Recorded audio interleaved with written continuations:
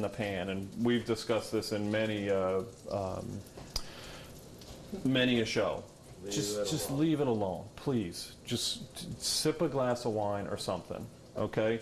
The heat's doing its work, the pan's doing its work, the chicken is very happy sitting there all by itself. A lot of times you'll ruin something by going and poking it or moving it around, especially, you know, we talk about meat cookery on the grill. You know, the guys who do this all the time, poking, prodding, flipping, flopping, don't do it.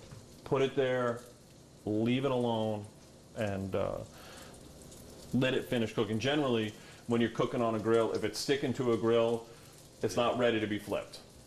You know, if your grill's prepared properly with a little bit of oil on the grates, you shouldn't have any problem with sticking. And if it is sticking, that means it's the food saying, "Hey, I'm not finished on this side. Give me some more time to finish up."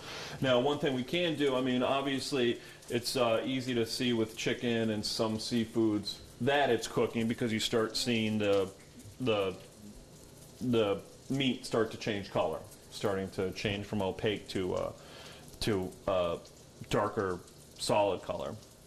But what we can do is check just take a quick look at it. Ooh, that's beautiful. Okay? Now you can get the same results at home, but what do you have to do? Leave it alone. Yeah, thank you. And as I said, a lot of it has to do with proper pan temperature. He's a good straight man, isn't he? Very important.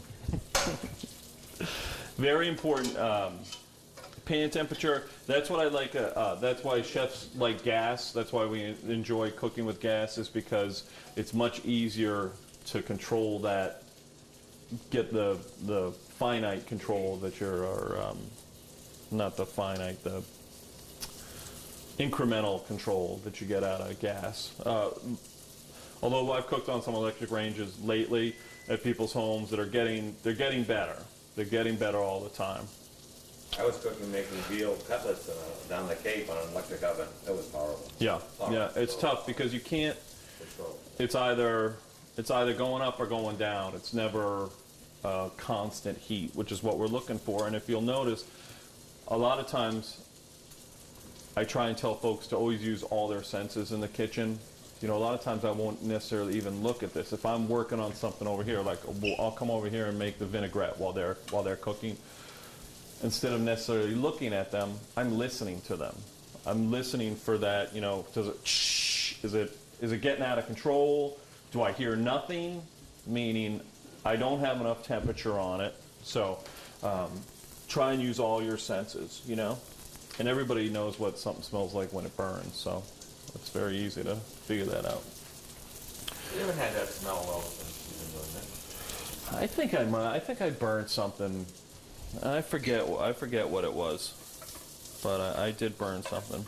So we're getting our nice crispy brown coating on both sides.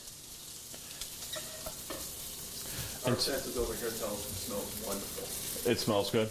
Okay, great. It does, right? Now in this case,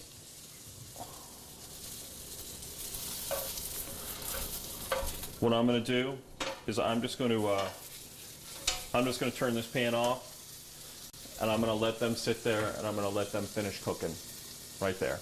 Okay, because we're pretty much done with the browning. I'll listen to it. I may come back and flip it just to keep it from getting too dark on that side, but I'm just going to let it finish cooking right there in the pan with the burner off. So your experience tells you that the chicken is cooked thoroughly? My experience right now is telling me that there's probably a thin layer of pink in the middle of that chicken. And because my crust is already brown, I don't necessarily want to keep it on the heat anymore. This is another thing we cover at cooking school, is the fact that just because you take something out of a pan or turn off the pan or take it out of the oven, it's still cooking. All right? Very important, especially with meat cookery, to remember to pull something out 10 degrees. I always suggest folks use a thermometer if they don't know meat cookery at home. So I always suggest pulling meat out probably 10 degrees below the desired temperature. 135 to 140 is medium rare. So I tell folks to pull it out about 5 or 10 degrees below that, so that when you finally serve it, it's going to be that desired temperature. People always ask about resting meat, which is very important. You always want to rest meat. If you've ever taken a big steak off the grill and thrown it on a plate and cut into it, and you'll notice all the juices flow right out of it, that's because it hasn't rested. And what meat is doing when it rests is all the tissue is reabsorbing all that juice. It's allowing that tissue time to reabsorb that juice. So I always say, worst thing you can do to find out if a piece of meat is cooked is to cut into it. If you have no idea what temperature it's cooked at, just go ahead and eat a nice flavorful piece of meat that's not cooked to the desired temperature, as opposed to cutting into it and trying to get it right. But there's so many gadgets out there right now that'll tell you how to do it. Will give you a good idea as to what it's cooked at, that's the way to go. Just please don't cut into it. On the grill, I just use a temperature probe. Exactly. That's all you need. Temperature probe, and we cover it at, we do it by touch. Chefs at our restaurant do it by touch. If you make kind of a loose little fist like so, it's the closer to my elbow or the closer to my wrist, the harder it is, or the firmer it is. That means it's cooked more, obviously. The further away from your wrist, the softer it is, the less cooked it is. So a good general guideline is well done, rare, medium rare, right about the middle. Yeah, using this little nodule of fat. Some people are obviously carry more tissue there than others, but in general. It's a good indication, and like you say, you use a temperature thermometer. Yep. Get into the habit, check it. If it says medium rare, feel it, and that way, as you progress, you'll say, okay, that's what medium rare feels like, and that way, maybe 3 or 4 times down the road, you won't necessarily need your temperature gauge. You can say, that feels like the medium rare that I cooked last week. So. Yeah, it's lots of practice. It is.